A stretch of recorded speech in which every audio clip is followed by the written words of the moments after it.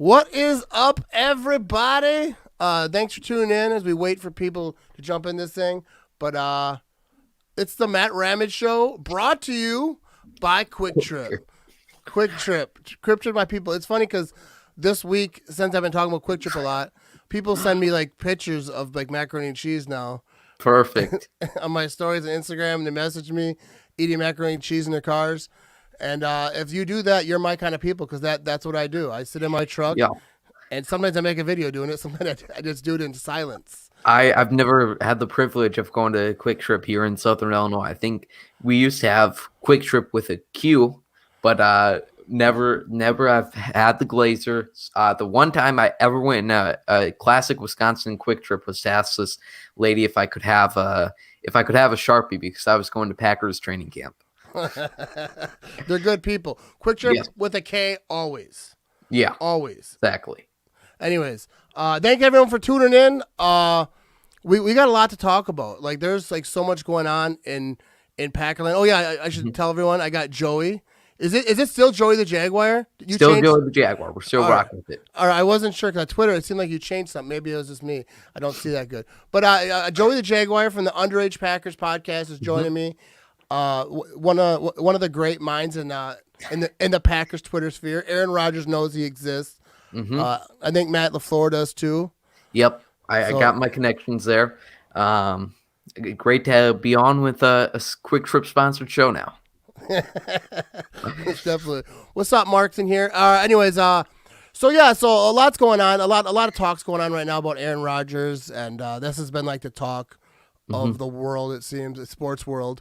Then you went on Pat McAfee, which I thought like, what were your thoughts on his spot on the Pat McAfee show? Because I thought it was like one of the most beautiful. I watched part on video on YouTube at work. Well, I shouldn't say it. I was on break.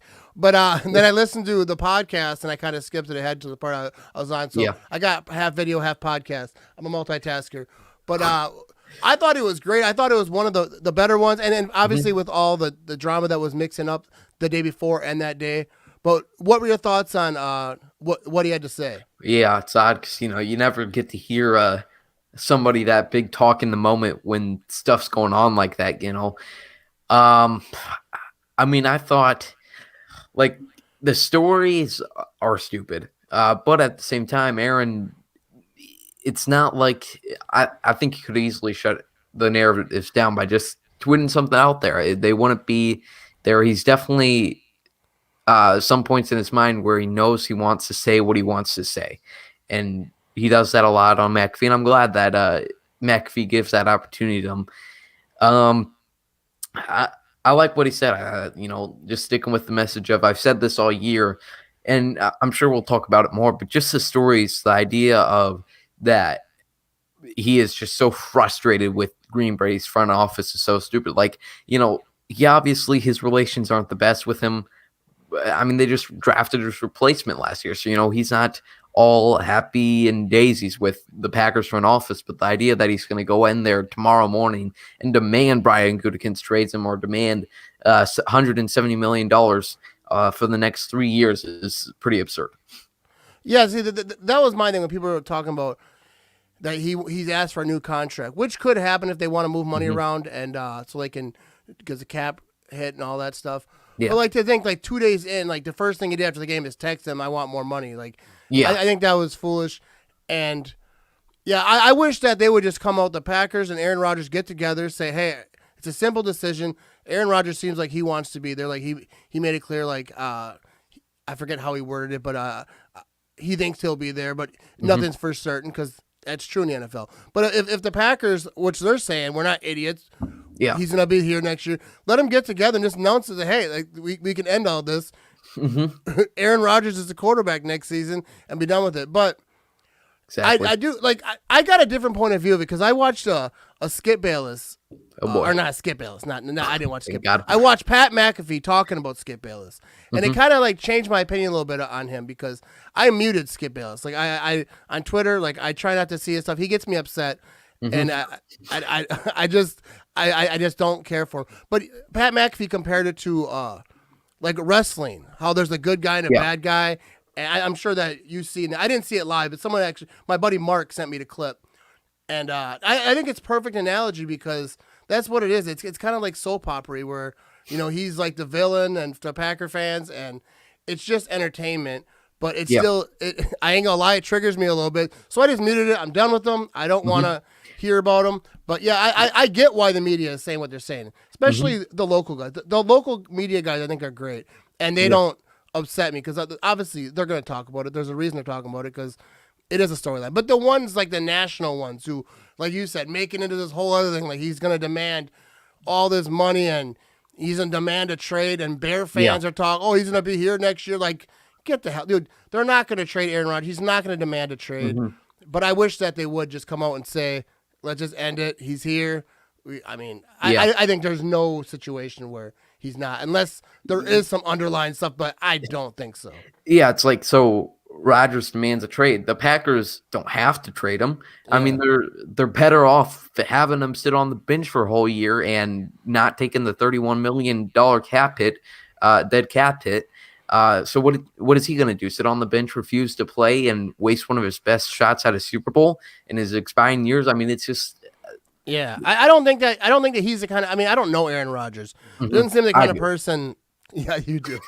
I don't. He doesn't seem the kind of person that would do that. Like, unless, like, I think that they're going to get together and like, hey, this is let's go on another run. Like, they can do this, and like, I don't know. The whole negativity part of it is just, it's draining to me because I try to be a positive person, and I hate the whole Aaron Rodgers. And plus, I don't know. Maybe it's just because I'm like nervous that maybe I'm wrong, but like. I think Aaron Rodgers is going to be here. I don't think it's as bad as people think. I think that they're going to figure it out, and they both want to be, both sides want to be what it is this year. Aaron Rodgers is the quarterback. But anyways, we got some other news. I don't want to drag on about that, especially since I'm stumbling all over my words. You guys know what I mean. But the Packers let go of the special teams coordinator today. And I saw that was like the big news on Twitter. And Pettin, his contract is done, but they could re-sign him. They could. I know there's like mixed thoughts on that. What are your thoughts on Pettin? You want him to stay or you want him to go? Well, first on Sean Meninga, the special teams coordinator, I'm sure like there is, when you spend all your time following guys like Andy Herman on Twitter, you think like, okay, this, every Packers fans know Sean Meninga. They know how bad his special teams were, but like that's not it's not something a lot of fans pay attention to. So, like I don't think it can get any worse there just by the stat rankings. They were awful. Pettin, I think it's a tough situation because I don't think it can get any worse with the players you have there. But at the same time, you risk having to take a learning curve of a new coordinator. With that said, I hope he's gone tomorrow. Yeah, I think with Patton it's tough. First of all, I feel bad like whenever we're talking about like end of the year, people getting fired. I feel bad like wanting a guy fired or whatever. It's like I get it, it's part of their business, but it sucks for them and their families or whatever. But with Patton, like beginning of the year, it was like so much different than how it ended, and I think that the defense did improve a lot, but like I wouldn't be surprised if LaFleur wants his own guy and try something different, new face, new voice, and just a lot of coaches want their own guy in there. So like I actually don't know, like I can't even give like a guess, like because it hasn't happened yet. So obviously they're in conversations, and I'm sure they're talking about it. And I don't know. I have no idea if it'll be bad. I know a lot of people. This is so. I wouldn't say mixed. I think like 70% of the feel that I get from fans want him gone. Some want him to have another shot, but it's like the philosophy of him is we're going to like they never dictate, as my friend Aaron Agler would say. They never do anything that makes the opposing offense have to change up what they're doing, and that's easier said than done. But it's always playing 8 yards off. It's always missing tackles. It's always, just allowing the offense to do what they want. And, even if they can't take the deep shot, even if they are playing to your strength of not allowing them to drive down the field in 2 minutes and having to have a long drive, they're still scoring all the time. And they're still scoring on plays like the one before the half. So it's very frustrating with Mike. Oh yeah, and I totally agree. And what Aaron Nagler says, he's spot on when he talks about this defense. Mm-hmm. Like the playing off stuff, not the rushing three, like Yeah. like the playing off stuff drives me nuts the most. Like when Yeah. you like, it seems like I can figure out like what they're doing. They're gonna Mm-hmm. run a slant or with some kind of screen or whatever, Exactly. and I'm an idiot. So Yeah. like if I can figure it out, I know Pettin has way more football knowledge than I'll ever Well, even dream about having. But the most evidence was in week 17 against the Bears when, like, you can literally see it's like 3rd and 3. I think you can literally see Shannon Sullivan and Darnell Savage are 10 yards off of him, and it's like I think he's going to run in front of you and get the first down. And you know what he did, Matt? He ran in front of him and got the first down. yeah, that is and just like the whole 3rd and 14 thing, and then they get it. Like that's like drives me nuts. Like the Tom Capers days. Mm-hmm. Like it just I don't get like and that Bucks game. Obviously, you can talk about that a little bit. I don't want to talk too much about it, but Yeah. because like it saddens me. But Yeah. like that We're touchdown just before starting to half. move over. Yeah, I know that's what it is. I didn't want to do it the other day for that reason because like the wound is still fresh. Yeah. But that touchdown before half is what like just that's all I think about. Like when I think about this game, Yeah. it's like I mean there's a lot of situations because I feel like that this game was a lot of losses they have where a lot of things had to happen for it to happen because they had a nice little comeback, but they wouldn't have had to have all that and they wouldn't have Yeah. to change the game plan if that touchdown before half doesn't happen. There's so many, like you mentioned, like so many little things that lead up to a big mistake, and it makes those little mistakes into even bigger mistakes.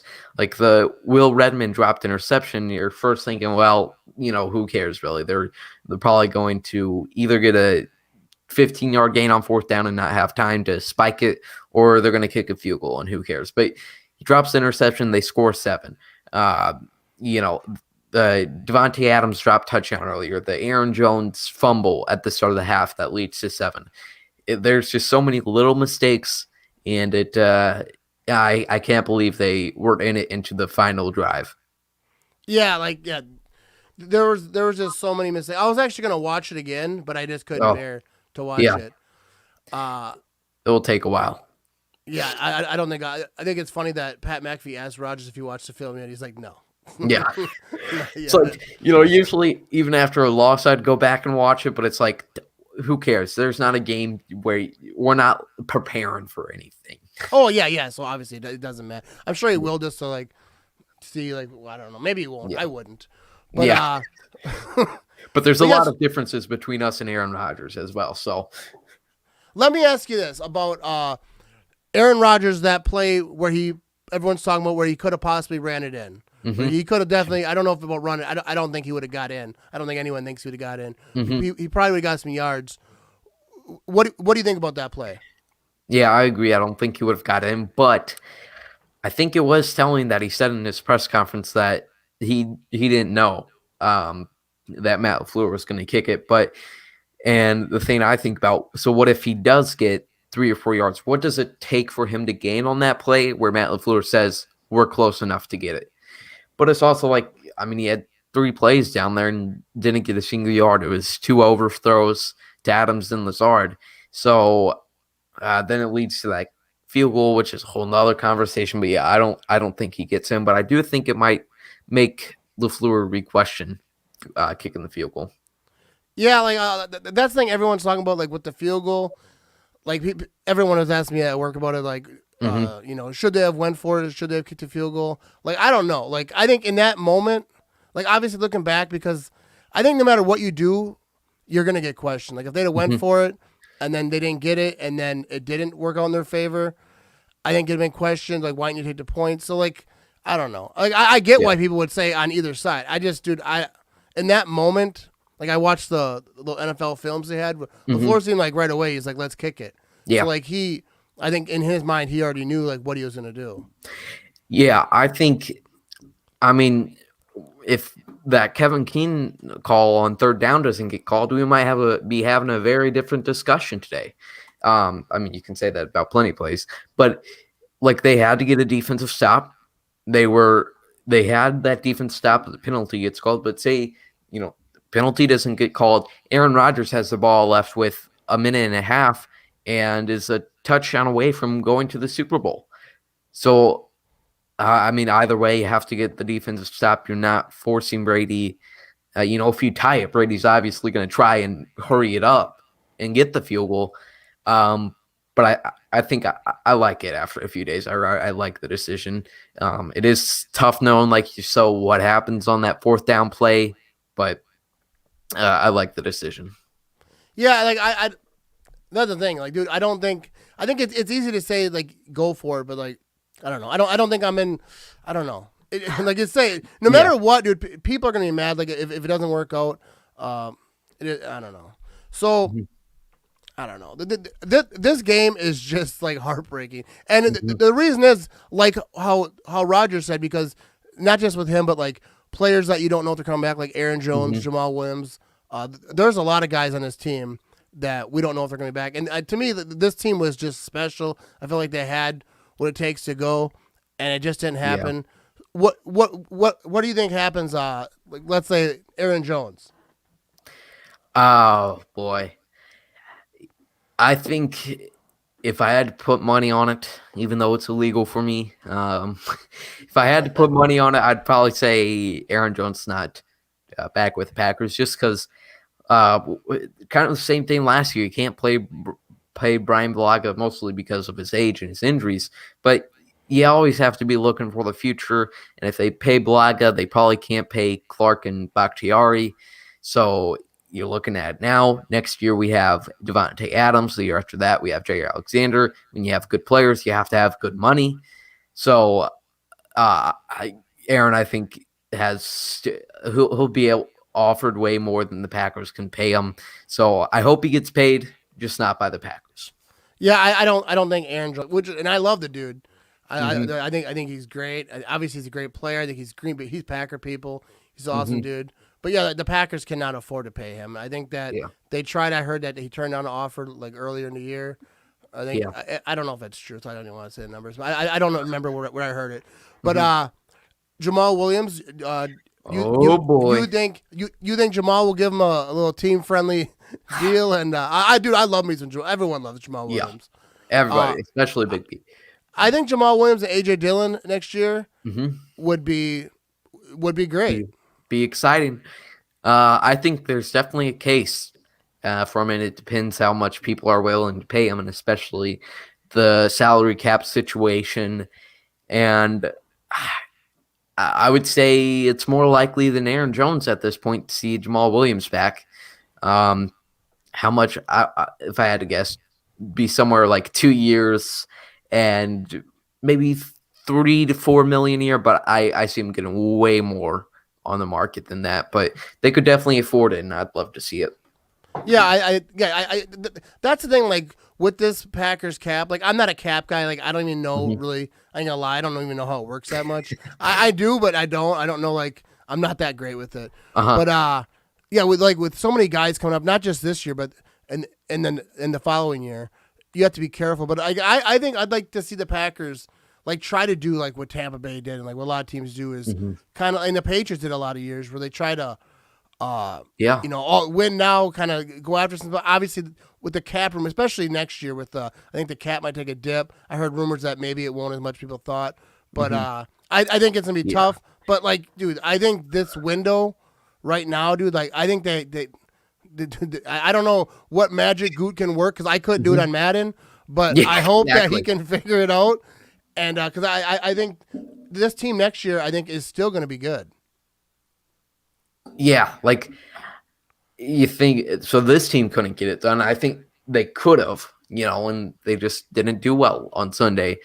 So it's how much can you add, because you're going to lose at least probably two key pieces in Corey Linsley and Aaron Jones. So how much can you add to supplement that?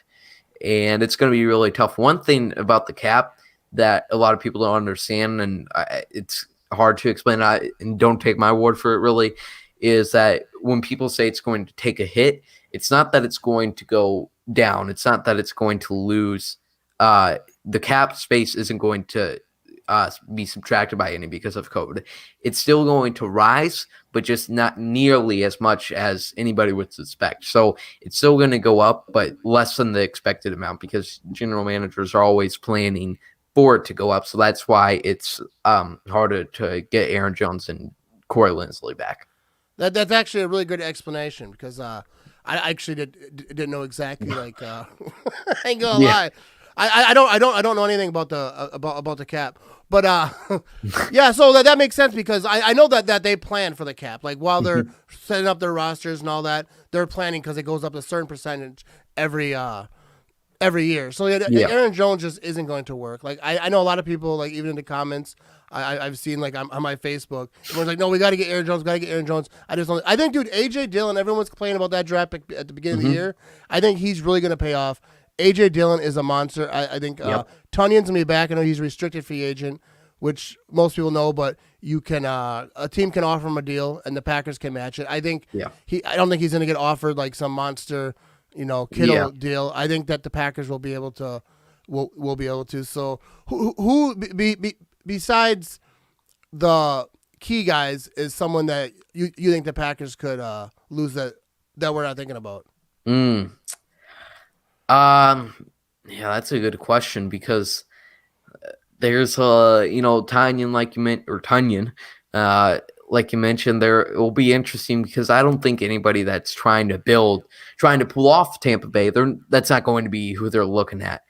Alan Lazard is another restricted free agent. I'd suspect they'd be able to get him back, but I wouldn't be surprised maybe if somebody because this season didn't do the best for him because he was injured most of it. But I wouldn't be surprised if somebody gives him a good deal in the Packers. Oh yeah, I think that could get pricey because I think a lot of people won't give him as much respect because they're gonna be like, oh, he played with Aaron Rodgers, but he's definitely a baller. What do you think about this? Packers should grab AJ Green for a 4th rounder, make Aaron happy. Like, yeah, if they can, I don't know. Like, I don't know. Like, I think that they definitely should try. Even if, try to find someone who could be cheap that could add to that. I think they tried this year, but, he went on COVID. Oh, dude. AJ Green is an interesting one. I don't know what he's done in the past 5 years, but, he has his injuries. I don't know if he'd be who the Packers are specifically looking at. But sure, maybe that would, if they like him, see what they can do. But I think the Packers have plenty of wide receiver depth. They could definitely use the 4th guy because after Lazard, it gets pretty dicey. But I don't think AJ Green is really adding necessarily anything the Packers don't have in there right now. Yeah, I think it'd be nice if they could get I think that the Packers this year. I think wide receivers were pretty good. I think MVS is going to get better. With all the drops, he's good. And this last during the playoffs, I don't think he didn't have any crazy drops like he had. I think I forget what it was. Was it the Bucs game that he had? I forget what he had over 100 yards. He had. Yeah. He was he balled. I think with him, I don't know. I know a lot of people because I always root for MVS and a lot of people gave him a hard time, but I think with time he's gonna. I wouldn't even say get it. 'Cause I think he's got it.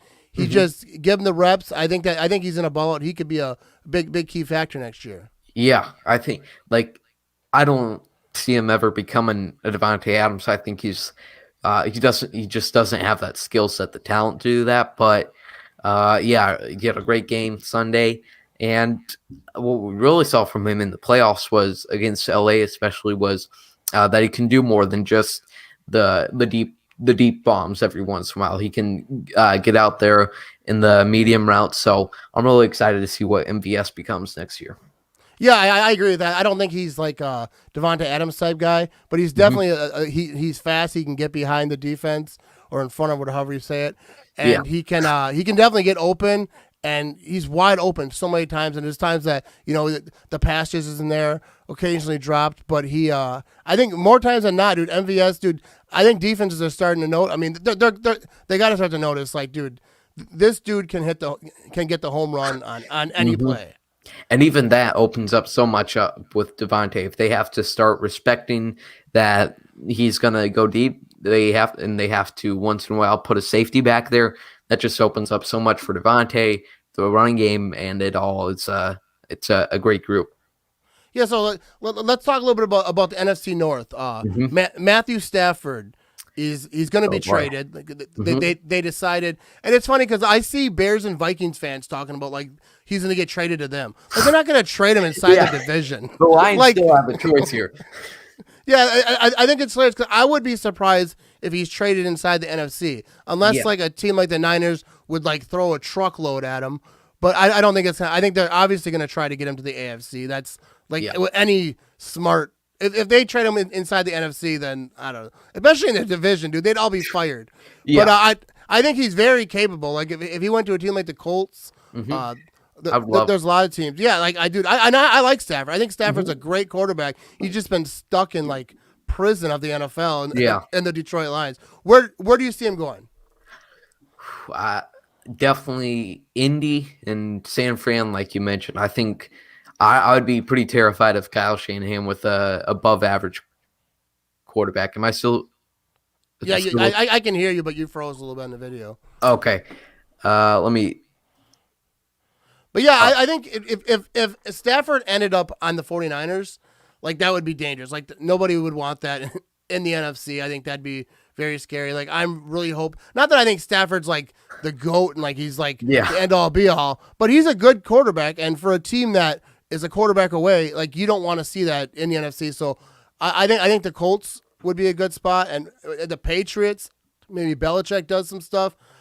Cam Newton was on a 1-year deal, and so yeah, I think if you went to the Patriots, I know the Patriots need a lot of pieces, but Belichick obviously does well with a good quarterback. Yeah, Cam Newton didn't work out too well with him. I have no idea what's going on. Oh, and he just got booted off. Maybe he'll come back in. But yeah, I think that Stafford to the Patriots, like I don't know, I'm reading the comments here. What do you guys think? 'Cause I think the most logical choice I think the Colts. 'Cause I think the Patriots, I don't know what the Lions will want, but I'm guessing that the Lions would want a lot for I wouldn't say a lot, but the Patriots are cheap. They don't just go and like whenever they get deals, it's always some really, really. I think he's trying to text in here. Let me see what he's doing. Trying to get Joey back in here. All right, Joey's gonna be back in here in a second. He's restarting, but yeah, I think that the NFC North next year will be really interesting. I think it's gonna be about the same though. I think the Packers are the superior team in the NFC North. I think they're gonna be still. As long as the Vikings have Cousin, I don't think that they're really. I'll never think that they're a threat. Yeah, Joey said, "See you next time." Oh, that's hilarious. But yeah, so I think that the Lions are going to be the Lions next year, though. Obviously, they're in like full rebuild mode, which they always are. The Lions have never been like they're just some. They're not just gonna. Obviously, that's why they're trading Stafford. I think he probably wanted it more than them because he just wanted to get out of there. But hit me up in the comments. What do you want to talk about? We're waiting here until Joey gets back in here. Let's check out some news. Wide receiver Robinson from the Bears, also a free agent. See, and that's good too. If he at least leaves the Bears, that'd be fantastic. This is true. Like with the schedule, that's the thing. But even with going to I know that the schedules are always set up like in a way like you play this team. Obviously, your division, you play certain divisions. But when you're winning, you're going to NFC Championship. I think that this schedule is going to be tough. We've seen so far, like some of the players or some of the teams that the Packers are going to play, and yeah. But the thing with schedules is every year, like it looked like, oh, this team's got an easy schedule, this team's got a hard schedule, and then when the games are played, teams go up, some teams go down. Like it fluctuates. A team that you think is just going to be absolute trash turns out not to be, and teams you think are going to be great sometimes just fall off. What do you think of LaFleur's decision before 2-minute warning? Yeah, see, we were talking about that before. Like, I don't know. I think it's tough. to say, like, I don't know, because I'm not a head coach, so like it's easy to go back after the fact and say, he should have done this, he should have done that.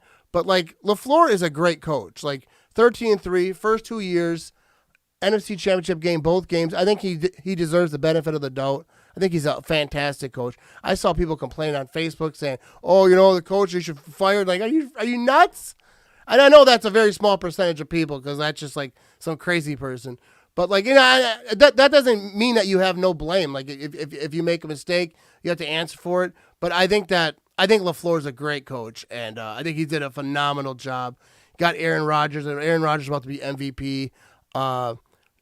This team got turned around really fast. Not that it was in a dumps to begin with, but Mark says we can all debate on next year's schedule, but we can agree the Bears still suck. Yeah, for sure. And that's the thing with the schedule. You just don't know about the schedule, but you always know that the Bears still suck. I'm trying to get Joey up in here, so he was all part of my plan here, but yeah, like Matt LaFleur is a great coach, and I just think, I don't know. To me, I'm not the person to say like, oh, he should have done this, should have done that. With the field goal, going for the field goal, I get why people would say that he should go for it. I would have actually liked to see him go for it. But like if he'd have been wrong and they went for it and it didn't work out for them, like people are gonna trash him for that. It's just that's the life of a coach. If you do or if you don't, they're gonna kill you.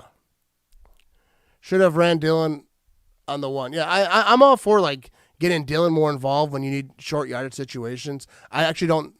I don't know. I don't know why they don't do it more, because I think AJ Dillon, dude, he can fall for a couple yards. Like AJ Dillon's a monster. I love him.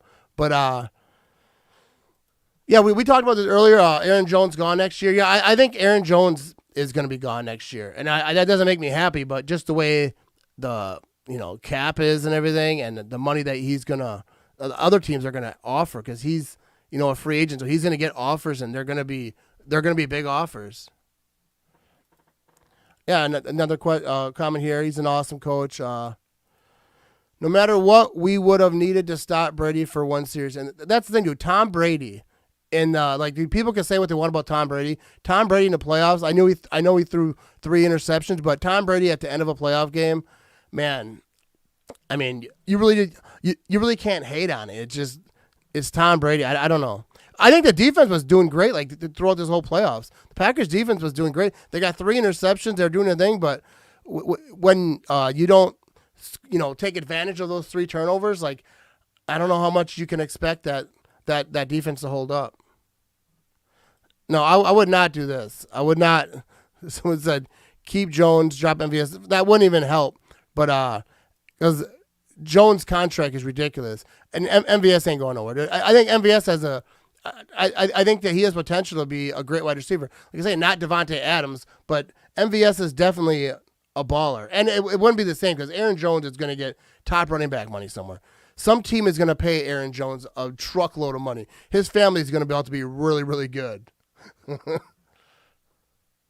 Yeah, this comment right here, I think Williams and Dillon will still be great for the Pack. I think that's true. If they can keep Jamal Williams, and I don't know how much money that would take, and I don't know if that's possible. I see a lot of people saying that that might not even be possible because like with all the guys that they got, but Jamal Williams and AJ Dillon would be fantastic. I've been saying it all year. I love Jamal Williams.